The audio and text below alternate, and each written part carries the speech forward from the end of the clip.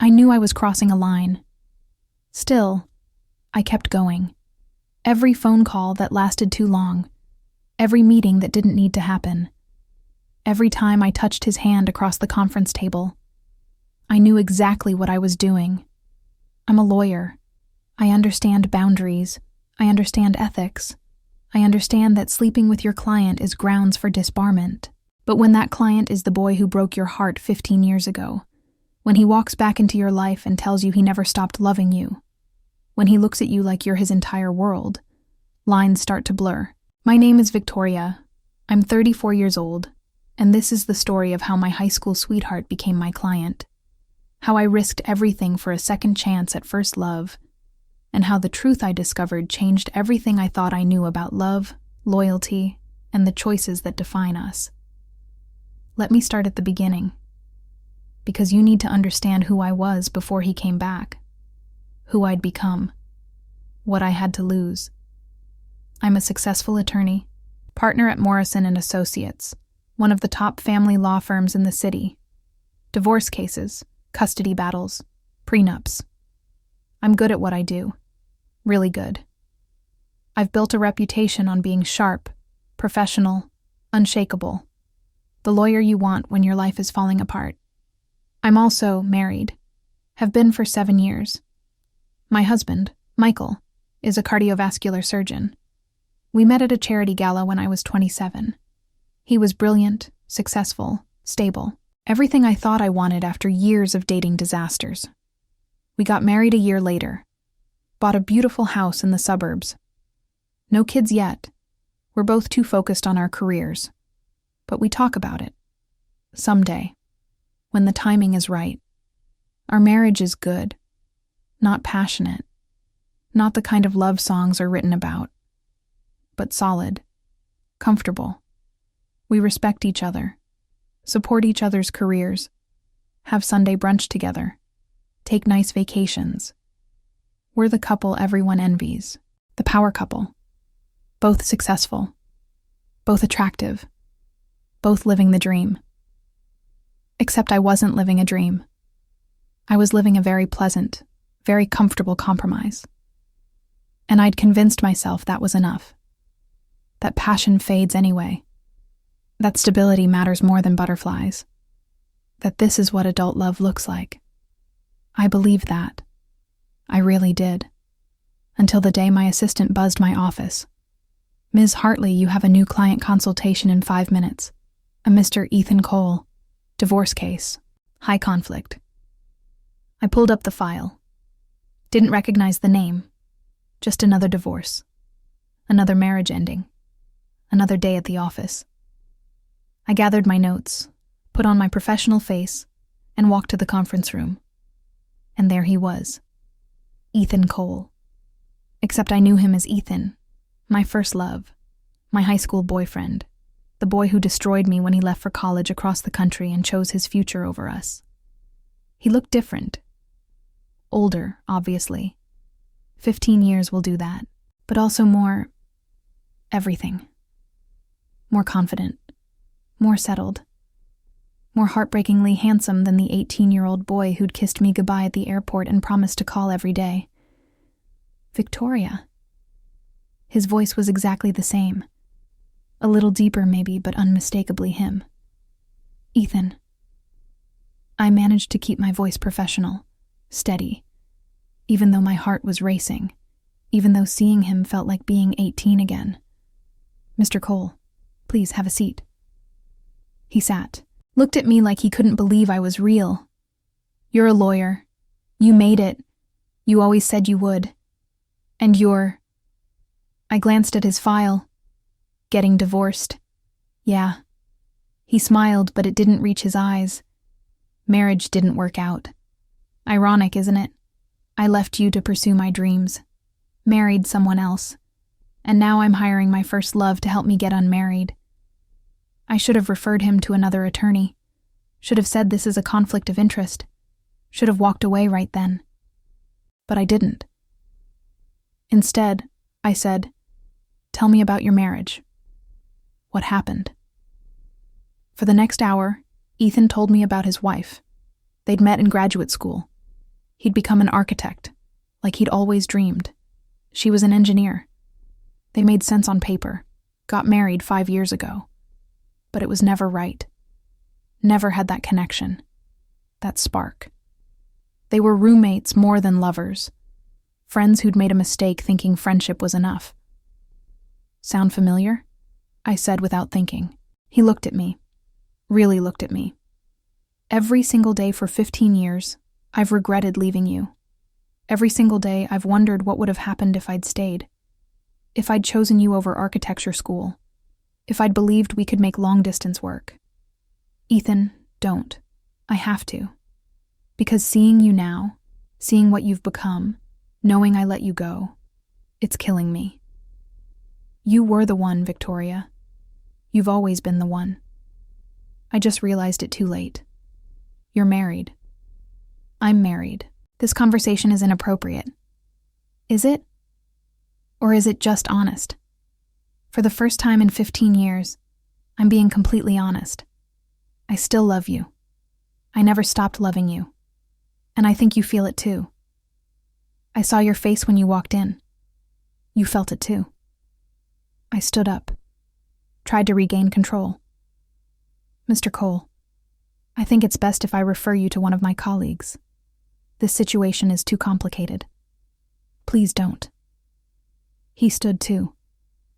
I need you as my lawyer. You're the best. Everyone says so. And Victoria, I need you, period. Even if it's just as my attorney. Even if I just get to see you across a conference table and pretend we're strangers. Please. I should have said no. Should have walked out. Should have protected my marriage, my career, my ethics.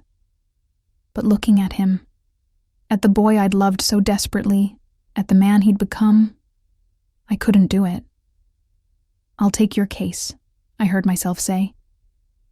But we keep this professional, strictly professional. What happened between us was 15 years ago. We're different people now. Of course. Professional. I understand. But we both knew it was a lie. There was nothing professional about the way he looked at me. Nothing professional about the way my heart raced when he was near. Nothing professional about any of this. Over the next month, Ethan and I met regularly.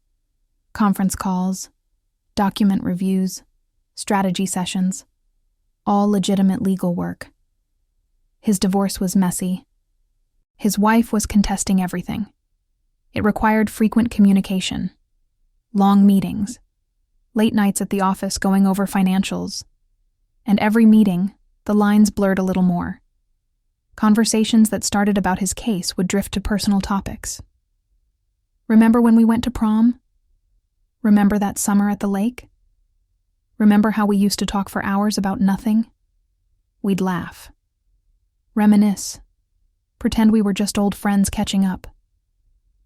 But the tension was always there, simmering under every word, every look, every accidental touch. Michael noticed I was working late more often. Big case? He'd ask when I came home at 10 p.m. High conflict divorce. Very demanding client. Not a lie. But not the whole truth either. I was starting to get good at that. At omitting. At half-truths. At living a double life. 2 months into representing Ethan, we had a breakthrough in his case. His wife agreed to mediation. It was good news. The divorce could be finalized within weeks instead of months. I called Ethan immediately. This is great news. We should celebrate. There was a pause. Then, dinner? To celebrate? Just as attorney and client. I should have said no. Should have suggested a phone call instead. Should have maintained boundaries. But I was tired of boundaries. Tired of pretending I didn't feel what I felt. Dinner sounds good. Somewhere quiet, where we can talk about next steps. We met at a small Italian restaurant. Nothing fancy. Nothing that felt like a date. We ordered wine, discussed the mediation strategy, talked about timelines. All very professional. Then the waiter brought our food, and Ethan said so, Tell me about your husband. What do you want to know? Do you love him?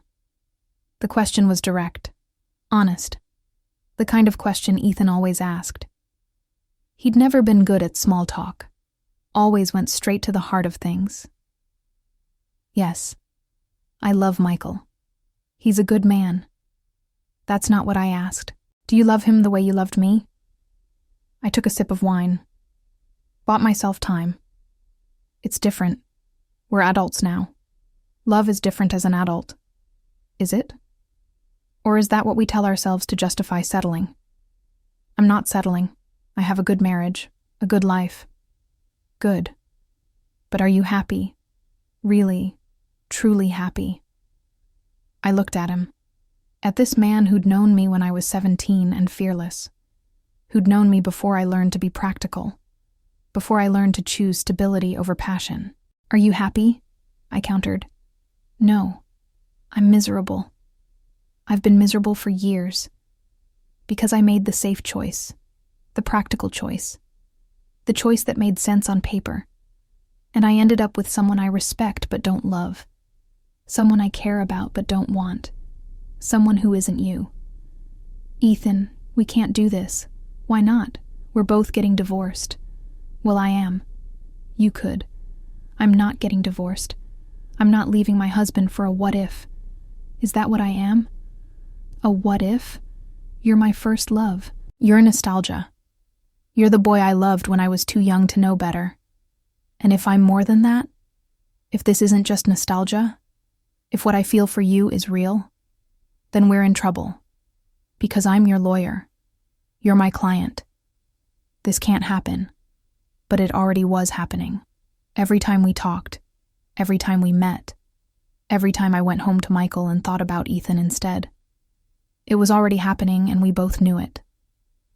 A week later, Ethan's mediation went well. His wife agreed to terms. The divorce would be final in 30 days. He texted me after. Thank you. For everything. For being my lawyer. For being you. I texted back, just doing my job.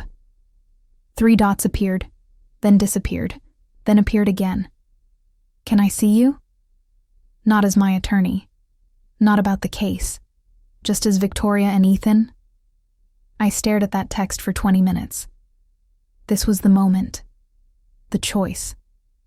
I could say no. Could maintain boundaries. Could protect my marriage and my career. Could be the professional I'd always been.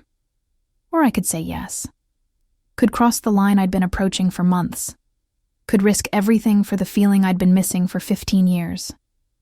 I knew I was crossing a line. Still, I typed yes. We met at his apartment.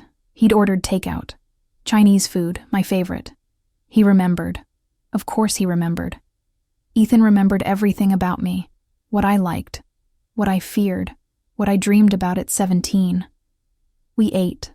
Talked. Not about his divorce. Not about my marriage. Just about us. About who we'd been. Who we'd become. What we'd lost when we lost each other. I've dated other people, Ethan said. Obviously. I got married. But Victoria, none of them were you. None of them made me feel like I was home. Like I was exactly where I belonged. You romanticize what we had. We were kids. Were we? Or were we two people who loved each other before we learned to be afraid? Before we learned to choose safe over real? And what if real doesn't last? What if passion burns out and we're left with nothing? What if it doesn't? What if this is our second chance? What if we were supposed to find each other again? He moved closer.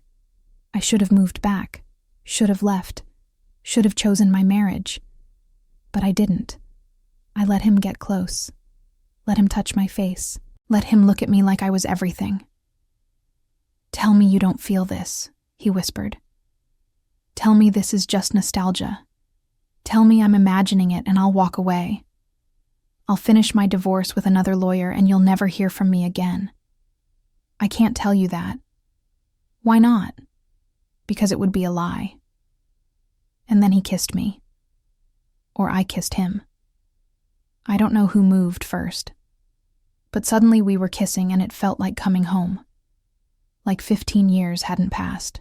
Like we were 17 again and nothing else mattered except this. This feeling, this connection, this love that had never really died. We didn't sleep together that night. We just kissed, held each other, talked until sunrise. But I knew I was in trouble. I knew I'd crossed a line I couldn't uncross. I knew everything was about to change. I went home at 6 a.m. Michael was already up, getting ready for an early surgery. "Where were you?" he asked. I called. You didn't answer. I fell asleep at the office, working late on the cold case. I'm sorry. I should have called. Another lie. I was becoming someone I didn't recognize. Someone who lied to her husband. Someone who betrayed her vows. Someone who put desire over duty. Michael kissed my forehead. "Get some sleep. You look exhausted." I went upstairs, lay in our bed, the bed I shared with my husband, and thought about Ethan, about his hands, his mouth, the way he looked at me, the way he made me feel alive. I was in love with two men. My husband who'd given me stability and security, and my first love who'd given me passion and possibility, and I had to choose. But how do you choose between safety and happiness, between what you built and what you lost? Over the next 2 weeks, I saw Ethan every day, officially for his case, unofficially because we couldn't stay away from each other. We'd meet at his apartment, talk, kiss, hold each other. We still hadn't slept together. Like we both knew once we crossed that final line, there was no going back. His divorce was finalized. Officially, he was no longer my client. The ethical barrier was gone. But I was still married, still wearing Michael's ring, still lying to him every day. "I need to tell Michael," I said one night, lying in Ethan's arms. "I can't keep doing this. It's not fair to him." "Are you going to leave him? For me?" "I don't know. I need time to think, to figure out what I want." "What do you want, Victoria?" "Really want? I want you. God help me, I want you. But I also have a life, a career, a marriage. I can't just blow it all up for feelings. Those feelings are real." "What you have with Michael, is that real? Or is it just comfortable?" He was right. It was comfortable. But was comfortable wrong? Was stability a bad thing? Was I really willing to destroy my marriage for a man I dated as a teenager? Then something happened that forced my hand, made the decision for me, made everything more complicated and more clear all at once. I missed my period. I was never late, never irregular, always clockwork. But I was a week late, then 10 days, then 2 weeks. And I knew, before I took the test, before I saw the positive result, I knew I was pregnant, and I had absolutely no idea who the father was.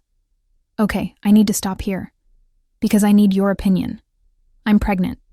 It could be Michael's, my husband, who I've been married to for 7 years, or it could be Ethan's, because we finally slept together 3 weeks ago. I don't know what to do. Do I tell both of them? Do I get a paternity test? Do I choose based on who the father is? Drop your comment right now and tell me what you would do, because what I decide next changes everything. And please, subscribe if you want to know how this ends. Because the truth about this pregnancy, what I discover about both men, will absolutely shock you. Trust me, you need to see this through to the end. I stared at that positive pregnancy test for an hour. 2 pink lines that meant my life was about to implode. I'd been careful with Michael. We'd been trying to get pregnant for months with no success. His schedule, my schedule, timing never quite right. We'd even talked about fertility treatments. With Ethan, I'd been reckless, caught up in the moment, in passion, in feeling alive for the first time in years. We'd used protection, but not always, not every time. Not that one night 3 weeks ago when we couldn't stop ourselves. The timeline worked for either of them. I'd slept with Michael 4 weeks ago, Ethan 3 weeks ago. Both within the window, both possible fathers. I couldn't breathe, couldn't think. A baby. I was going to have a baby, and I had no idea whose baby it was. My phone rang. Ethan. I almost didn't answer, but I did. Hey. His voice was warm. Happy. I miss you. Can I see you tonight? I can't. I need some time. To think. Is everything okay? You sound weird. Everything's fine. I just need space. Please. Okay. Take all the time you need. But Victoria, I love you. I need you to know that. Whatever you decide, whatever happens, I love you. I hung up, started crying, hard, ugly sobs, because I'd made such a mess of everything, because I'd been selfish and reckless, and now a baby was involved. An innocent baby who deserved better than this chaos. That night, Michael came home early. Found me sitting on the bathroom floor, pregnancy test still in my hand. Victoria? His face went pale. Are you? I'm pregnant. He dropped his briefcase, pulled me into his arms. That's amazing. That's wonderful. Why are you crying? This is what we wanted. I know. I'm overwhelmed. We're going to be parents. He was crying now too. Happy tears. Relief tears. We've been trying for so long, and finally it's happening. I let him hold me. Let him celebrate. Let him believe this was simple, that this was his baby, his miracle, our second chance at intimacy after years of going through the motions. But it wasn't simple, and I couldn't keep lying. Not about this, not when a child was involved. The next day, I made an appointment with my doctor, confirmed the pregnancy, 6 weeks along, which meant either man could be the father. The doctor offered a paternity test, can be done safely after 8 weeks. Non-invasive, just a blood draw. I scheduled it. 2 weeks away. 2 weeks to figure out what to tell both men. 2 weeks to decide if I was going to blow up my entire life. I stopped seeing Ethan, ignored his calls, his texts, his messages asking if I was okay. I couldn't face him. Couldn't tell him about the pregnancy when I didn't know if it was his. Couldn't see his face when I told him I was carrying a baby that might belong to my husband. Ethan showed up at my office 3 days later. Walked past my assistant, shut the door behind him. What the hell, Victoria? You ghost me for days? Won't return my calls? What's going on? I can't do this. Us. It was a mistake. A mistake? He looked like I'd slapped him. What we have is a mistake. Yes, I'm married. I have a life. What we did was selfish and wrong, and I can't keep doing it. You're scared. I get it. But don't run from this. Don't run from us. There is no us, Ethan. There can't be. I'm sorry. I'm so sorry. But we're done. I don't believe you. Look at me and tell me you don't love me. Tell me what we have isn't real. I looked at him. This man I'd loved since I was 17. This man who made me feel alive. This man who might be the father of my child. It doesn't matter what I feel. I choose my marriage. I choose Michael. Please leave and don't contact me again. He stared at me for a long moment. Then he left. And I put my head on my desk and sobbed, because I'd just pushed away the love of my life. And I didn't even know if it was the right choice. The next 2 weeks were torture. Michael was overjoyed about the pregnancy. Bought baby books. Started talking about nurseries. Told his parents. My parents. Everyone. Made it real. Made it impossible to take back. And I played along. Smiled. Let him touch my still flat stomach. Let him plan our future. Let him believe this baby was definitely his. While inside, I was dying. Finally, the day came. The paternity test. I went alone. Told Michael it was just a routine appointment. Had my blood drawn. Michael's DNA was already on file from a physical he'd had months ago. Ethan had given me a DNA sample under the guise of finalizing his divorce paperwork. Neither man knew what I was doing. The results would take a week. 7 days of not knowing. Of living in limbo.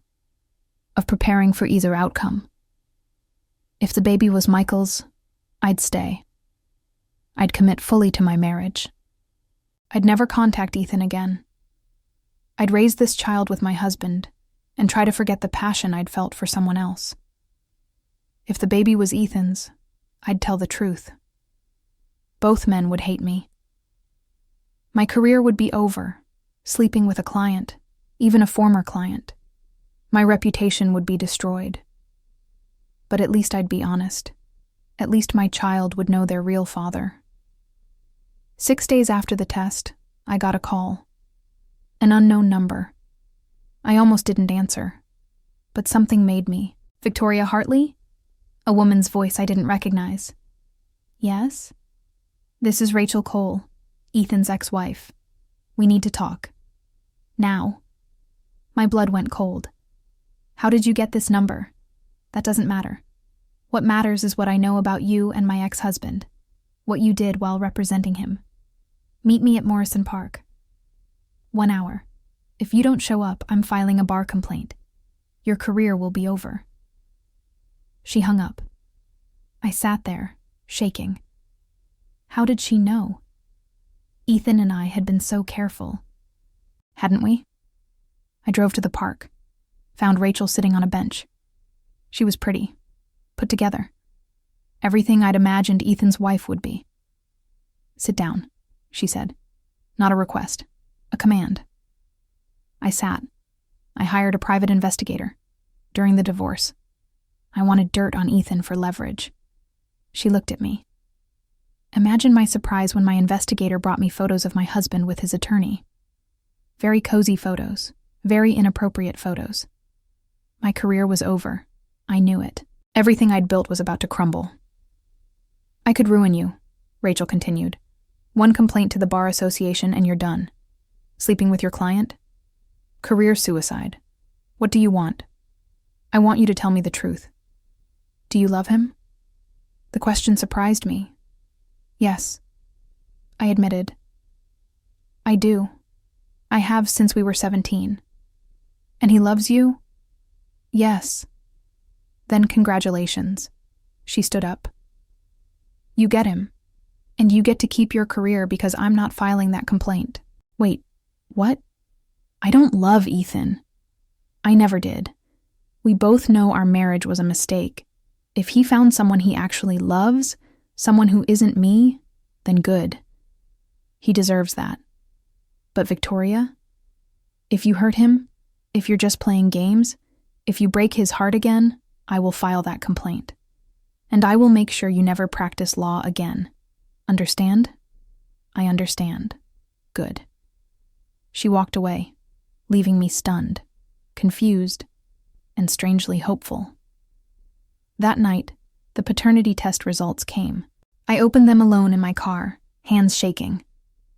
Read the words once, twice, 3 times. Because they didn't make sense. They couldn't be right. The test was inconclusive.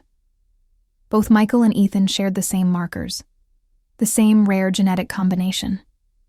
The baby could be either of theirs. The test couldn't determine which. I sat there, laughing and crying at the same time, because even science couldn't tell me who the father was.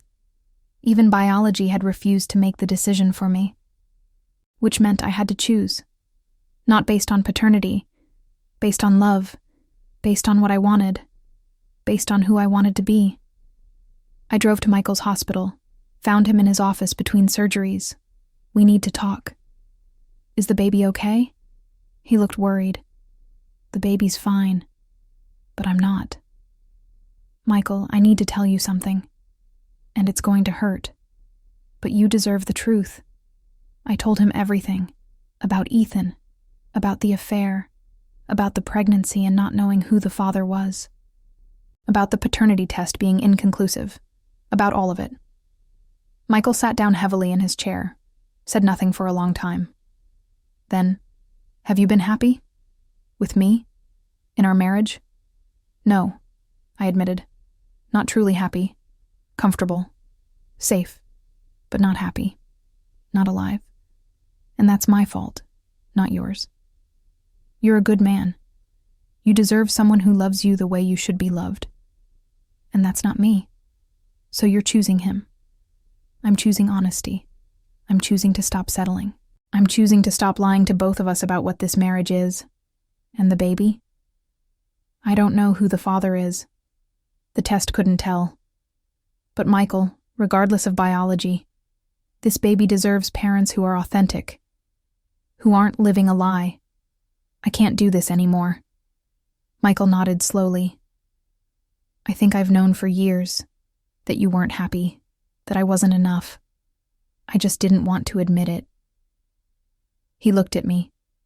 Thank you for being honest. Finally. We filed for divorce 2 weeks later. Amicable? Clean. No fighting. Just two people acknowledging what had been true for years. I called Ethan that same day. Can we talk? In person? We met at his apartment, the place where this had all started, where I'd first crossed that line. I'm pregnant, I told him. 6 weeks. It's either yours or Michael's.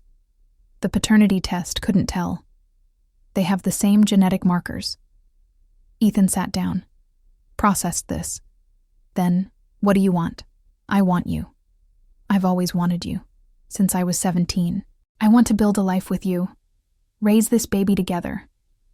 Even if it's not biologically yours, even if it's Michael's, because I love you.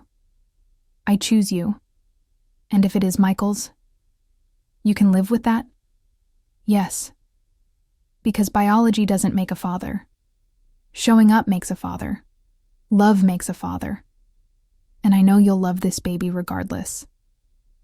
Ethan pulled me into his arms. I love you. I've loved you for 17 years. I'll love this baby. I'll love our life together. Whatever it looks like. But here's the twist. Here's what neither of us knew until the baby was born 7 months later. Here's the shocking truth that changed everything. The baby was born healthy, beautiful, perfect, a boy. We named him James. And when he came out, he had a distinctive birthmark on his left shoulder. A small star-shaped mark. Ethan had the exact same birthmark, in the exact same place. The baby was his, not Michael's. Ethan's. Biology had given us the answer after all. But here's what made it even more shocking. 2 months after James was born, I got a call from Michael. Can we meet? It's important. We met at a coffee shop. Michael looked different. Lighter. Happier. I met someone, he said. At the hospital. Another surgeon. And Victoria, I'm in love. Really, truly in love. For the first time in my life. The way you were with Ethan. I finally get it. I'm so happy for you. Thank you. For leaving. For being honest. Because if you hadn't, I never would have found this. Never would have known what real love feels like. He smiled. We both ended up where we were supposed to be. He was right. Michael found his person. I found mine. And James, our perfect little boy, brought Ethan and me together in a way nothing else could have. Today, 3 years later, I'm happier than I've ever been. Ethan and I got married 2 years ago. James is thriving. Ethan adopted him officially, even though we now know he's biologically his. Michael is married to his surgeon, and they're happy. And Rachel, she's dating someone too. Everyone ended up where they belonged. Looking back, I don't regret crossing that line. I regret not crossing it sooner. I regret years of settling, of choosing safe over real, of ignoring what my heart was telling me. My name is Victoria. I'm 37 years old. I knew I was crossing a line. and I kept going anyway. Because sometimes, crossing the line is the only way to get where you're supposed to be. Sometimes breaking the rules leads to the right path. Sometimes what looks like the wrong choice is actually the choice that saves you. I'm a lawyer. I understand ethics. I understand rules. I understand boundaries. But I also understand now that some lines are meant to be crossed. Some rules are meant to be broken. And some loves are worth risking everything for. Ethan was worth it. James was worth it. This life we built was worth every risk, every consequence, every moment of uncertainty. And I'd cross that line again in a heartbeat. If you made it to the end, you know my story. I crossed lines I wasn't supposed to cross. I made choices that looked wrong on paper. I risked everything for a feeling. And you know what? It was worth it.